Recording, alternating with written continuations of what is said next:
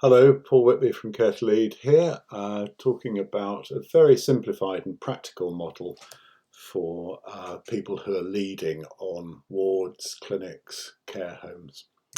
The basic formulation of why things go wrong in clinical situations counts 5 factors. So the quantity of stress, the quality of stress, particularly the emotional quality of stress, the inappropriate rewards that clinical staff are often subjected to. So the organisation claims to be promoting good care, but actually is doling out rewards for non-care activities.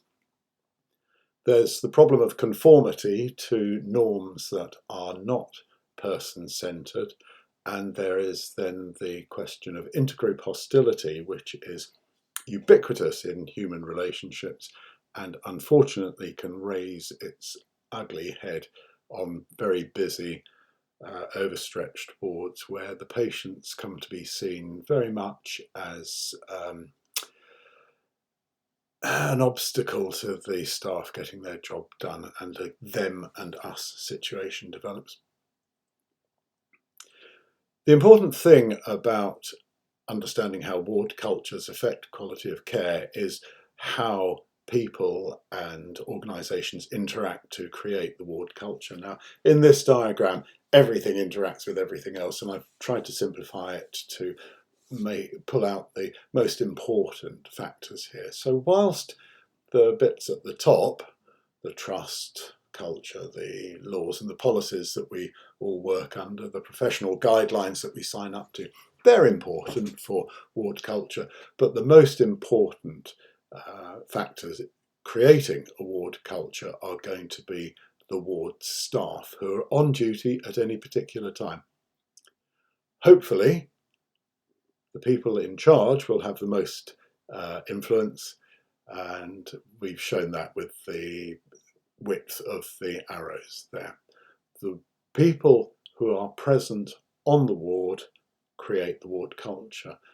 If you're sceptical about this, have a look at this little quote from a report from the Patients Association. The woman who wrote it had been sitting with her mother on a ward and had been very dissatisfied with it, but one day things changed because there was a better nurse on duty and in charge. So there we are, back to the ward culture, which can be influenced by the people who are present there. The only question really for you as clinical leaders is how strong will your influence be, and will your influence be for better or for worse?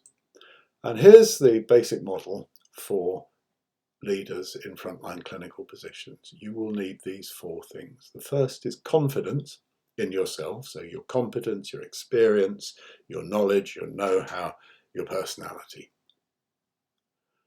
Next, you'll need a clear set of strong values that point you in the right direction for good quality, person-centred care. You will need to be comfortable in the appropriate use of power and authority. This isn't all shouting at people and telling them what to do. There are lots of subtle ways of exercising power and authority and increasing your influence over the people you're working with.